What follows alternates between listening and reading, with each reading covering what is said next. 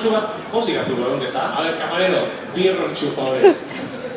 Bueno, hau, bromatan gabitz, eta talteretan gabitza bromatan, egia esan, liburu bat aurkezten gatoz. Liburak izena du, egia esan.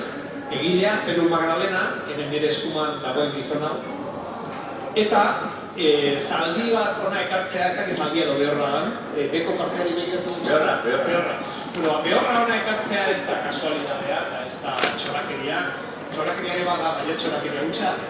Humorea gauza serioa delako. Bai, zergatik behor bat, hala, zaldiak zergatik du importantzia ekitaldi honetan, eta zure novelak. Bai, nik uste dut, idazketan bertan gertatzen dela gauza bat, pero niri gertatzen zait, datorrenak misterio apur bat edukin behar du, ezta?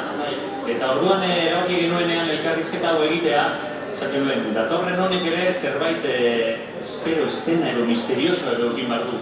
Eta orduan liburaren estetikari jarraiki, horrelako kolpe batean otu zitzaigun zaldian etortzea.